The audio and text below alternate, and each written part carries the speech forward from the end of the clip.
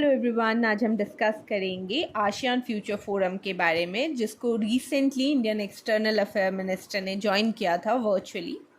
ये प्रपोज किया गया था 43rd आसियान समिट में 2023 में, जो कि जकार्ता इंडोनेशिया में हुआ था। ऑब्जेक्टिव क्या है आसियान फ्यूचर फोरम का, ताकि एक प्लेटफॉर्म की तरह सर्व कर सके मेंबर स्टेट के लिए, जो मेंबर्स हैं उनके लिए, और जो पार्टनर्स हैं जैसे कि इंडिया, एक्सचेंज करने के लिए आइडियाज़ और पॉलिसी के रिलेटेड सजेशंस। इनिशिएटेड और होस्ट हुआ है ये रिसेंटली हनोई, वियतनाम में। थीम है towards fast and sustainable growth of people centred ASEAN community. ठीक है, फास्ट और सस्टेनेबल ग्रोथ की तरफ जो आसियान कम्युनिटी है उसके लिए। ठीक है, क्या क्या बोला है हमारे एक्सटर्नल अफेयर्स मिनिस्टर ने, कैसे एम्फेसाइज किया है सिग्निफिकेंस इंडिया और आसियान का।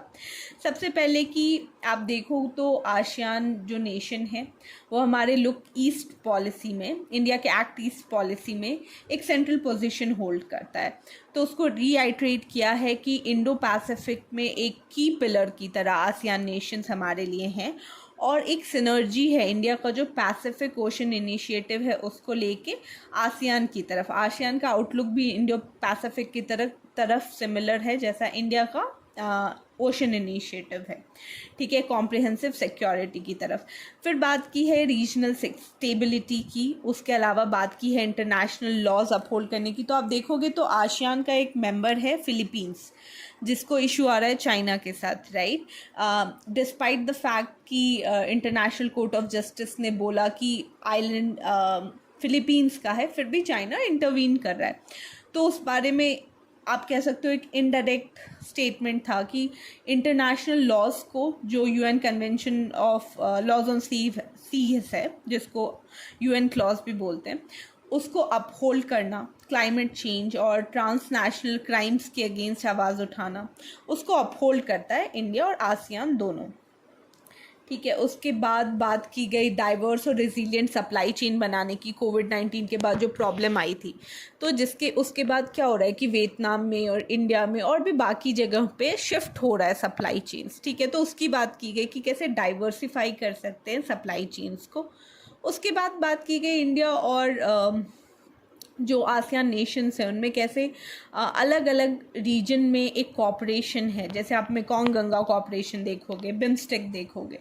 ठीक है, इस तरीके से कैसे इन सब को यूज़ करके इकोनॉमिक और कल्चरल टाइज को बढ़ाया जा सकता है। उसके बाद एडवोकेट किया ग्लोबल साउथ पर्सपेक्टिव को। ग्लोबल साउथ आपको पता होगा जो अंडर डेवलप्ड नेशंस हैं, या फिर ग्लोबल नॉर्थ और ग्लोबल साउथ का कॉन्सेप्ट है। ठीक है, तो नॉर्थ में यूजुअली जो अमेरिका, जो डेवलप्ड नेशंस हैं वो आ जाते हैं, और डेवलपिंग नेशंस ग्लोबल साउथ का पार्ट होते हैं। तो एक कैसे उनके बीच में एक कोऑपरेशन और कोऑर्डिनेशन बना के मल्टी पोलर वर्ल्ड ऑर्डर की तरफ जाना है, इस पे एम्फेसाइज किया गया।